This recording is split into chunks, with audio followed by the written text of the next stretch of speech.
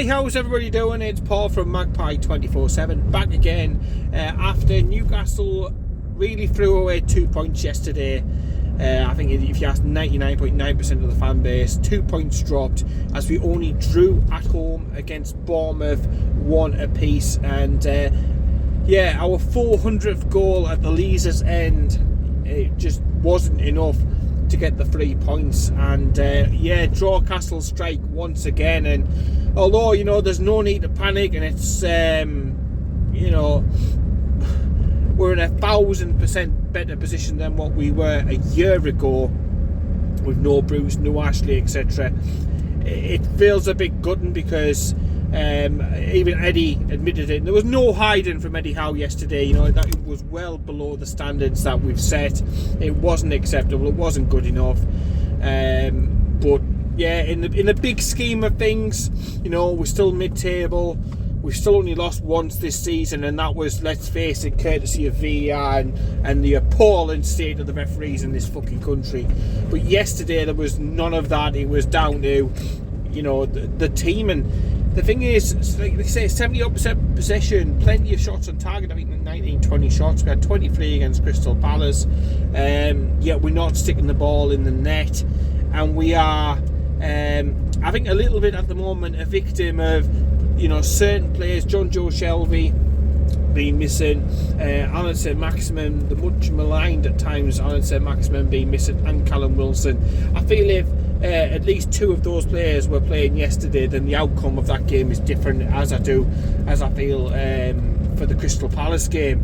These are match winners, these are different makers.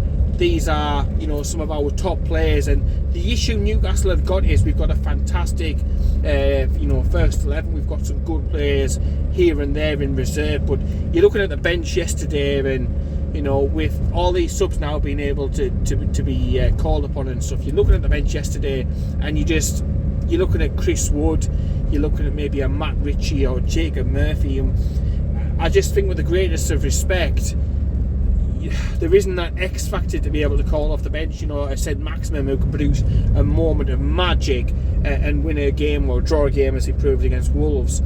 You haven't got Callum Wilson, 1 chance, 1 goal. You haven't got those that strength in depth yet that we need. In situations like that, when the opposition is sat back for so long, managed to nick a goal, and they're just literally defending for their lives, and dropping back and back and back. We haven't got the extra magic qualities, the extra magic ingredients to be able to change these draws into wins, and it's small margins at Premier League levels to be able to turn these games around. And it's good, and it's frustrating, but as we were told when the takeover went through, nearly a year ago, it was always going to be evolution rather than revolution. We do look solid. The possession stats are looking so much better. We're playing better football.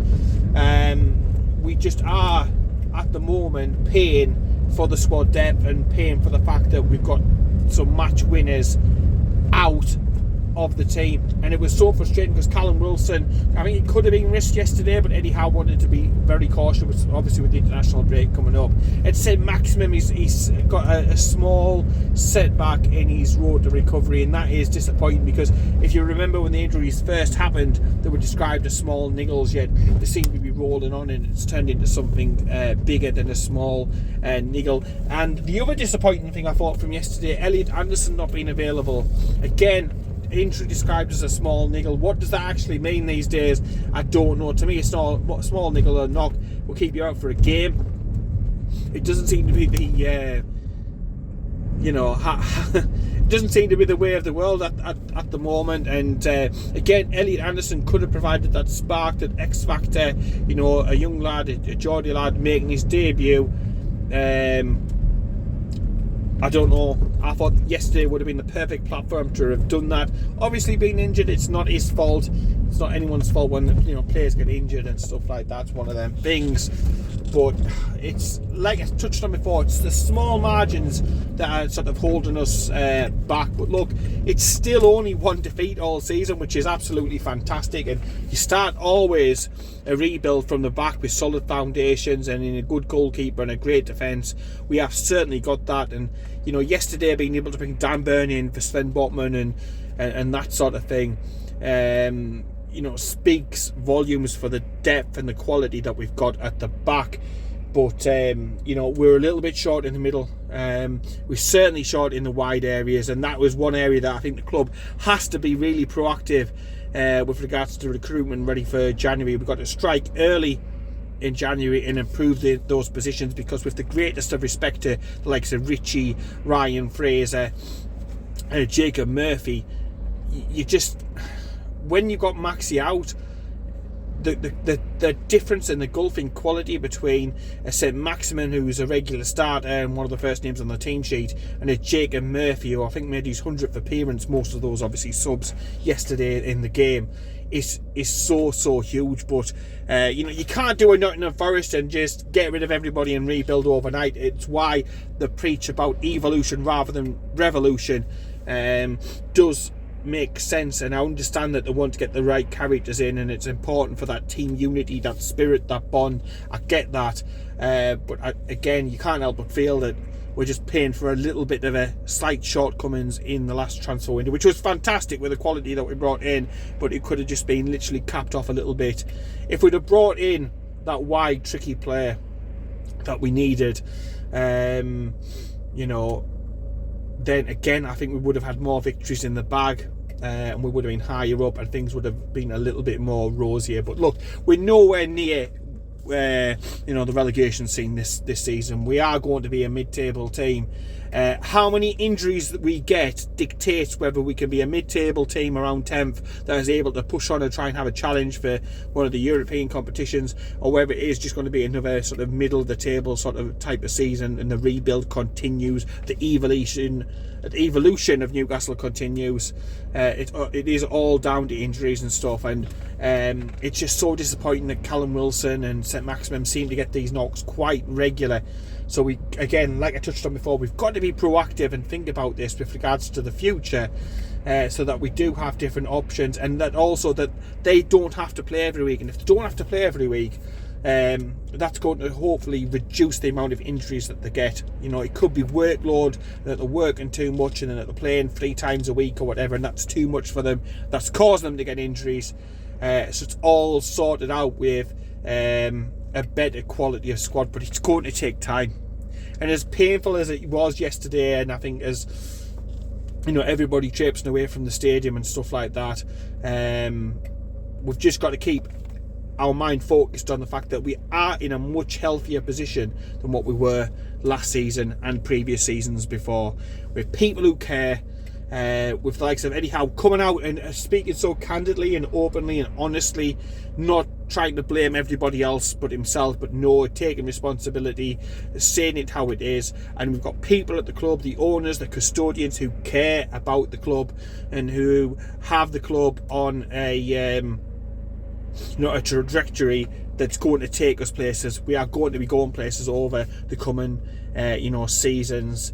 There's no doubt about that, but it's just, yeah, it was good. And you're not going to like a Manchester City game where you get a point and you're feeling, bar the fucking being shagged over by the referees. That's pretty standard these days for Newcastle. But you're feeling a point against Manchester City is fantastic, but a point against Bournemouth, managerless, going through a takeover and all that sort of thing. They've been pumped at a few stadiums this season by big score lines. You do. It's only human to feel a little bit down, but I think we've got to see the bigger picture, and we've got to know that, look, Callum Wilson will definitely be back for that Fulham game, so that's going to be massive. So it helps Isak out up the top. Maybe Isak can play in one of the wide positions whilst Callum Wilson's up top, or does Callum Wilson come back out on the bench and is an opportunity and something maybe for the second half. That's maybe something to consider. St Maximin, Eddie Howe spoke about after the game, with his setback, he is touch and go already for this game, and if we know anything from Eddie Howe, he will be ultra cautious with injuries. I can't see him being available for this game, and it's I think it's worth remembering this period when he's not in the team, so that when he's back in the team, people aren't jumping on him all of the time, because when he's in there, he is a player with half a chance, as I touched on before, can score a goal, can change a game. He's a player who the opposition has to stick maybe 2 or 3 players on, because he's that unpredictable, which frees up space for other players and stuff. So that's before you get to his skills and his running and his pace and his trickery and everything else. So we are hurting without him, but I think it's possibly going to be the Brentford game before we see him back, and then it's how many games it takes to get him back up to speed. That's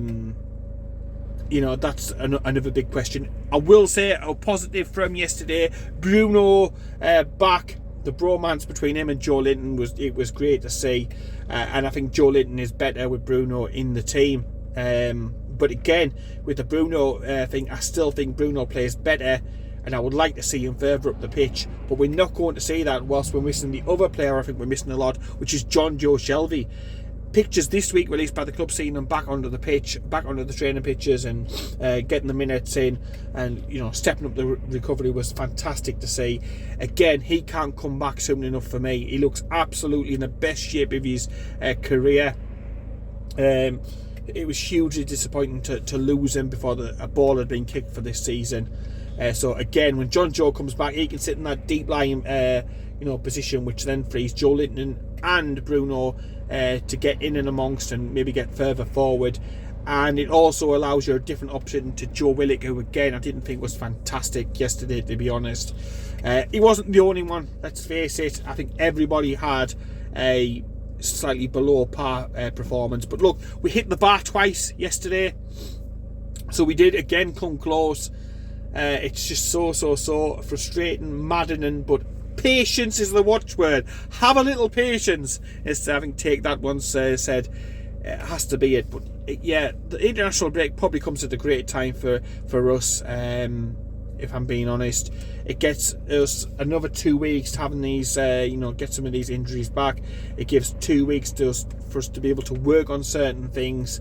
But there's definitely got to be a reaction for the Fulham game, because they're going to be up for it. They're going to be sensing 3 points. They want to get to 40 points as quickly as possible, and we need to turn some draws into victories. If we can go down there and get a victory, fantastic.